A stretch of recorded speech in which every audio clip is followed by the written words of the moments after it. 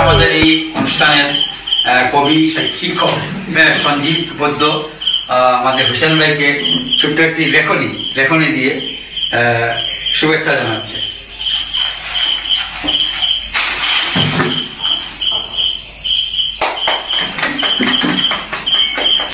শিক্ষক সঞ্জীব বৈদ্য আমার বাসা আমার প্রাণের একজন বরিষ্ঠ কর্মী এবং সদস্য, দু একটি কথা বলার জন্য।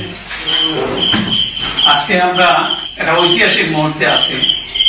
আজকে এই পাতারকুণ্ডের প্রকৃতদশা সংস্কৃতি কর্মী সংগঠক বরাহ বৈদ্যকায় একটা বহু চর্চিত নাম।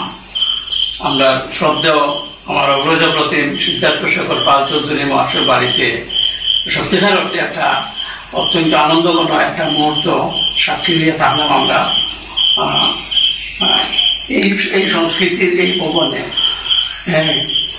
আমরা একজন আদর্শ শিক্ষক জেলা স্তরে স্বীকৃতিপ্রাপ্ত, গতদিন আমি দেখছি সামাজিক মাধ্যমে যেদিন জানে জেলা গ্রন্থাগার ভবনে সংবর্ধনা দেওয়া হয়, এই দিন তাই স্কুলের অনুষ্ঠানে তাই দিচ্ছে।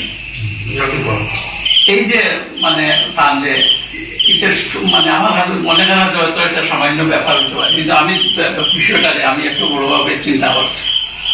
এবং এখানে তার যে আদর্শ, যেটা স্কুলের প্রতি দায়িত্ব, এদিকে জেলা গ্রন্থাগার ভবনে তার যে সংবর্ধনা, তাই তো স্বাভাবিকভাবে একটু এক্সাইটেড, মানসিকভাবে উৎফুল্ল এবং একটা উচ্ছ্বাস, কিন্তু এরপরে তার দায়িত্ব জ্ঞান কিন্তু ঠিক আছে।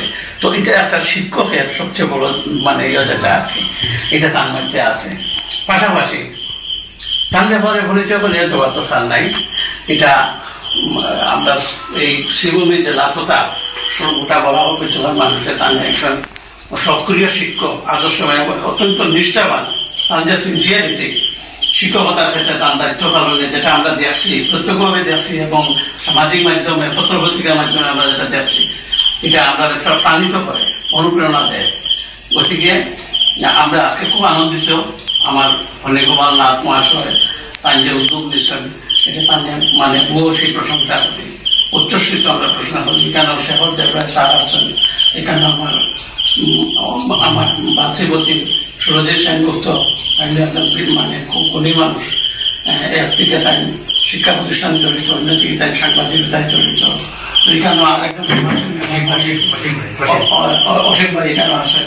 তো মোটামুটি একটা স্বর্গীয় একটা বাতাবরণ আমরা এই ক্ষুদ্র পরিসরে আমরা অনুভব করি।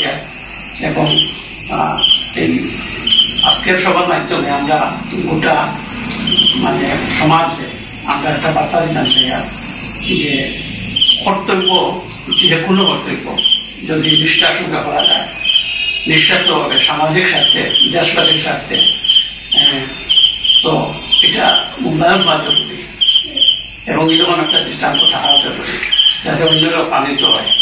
এই বলিয়া আমি আবার আমার এস হোসেন আহমেদ স্যার, ব্যাপার আমি আন্তরিকভাবে অভিনন্দন জানাই, তার সুস্বাস্থ্য দীর্ঘায়ু কামনা করি। এই বক্তব্য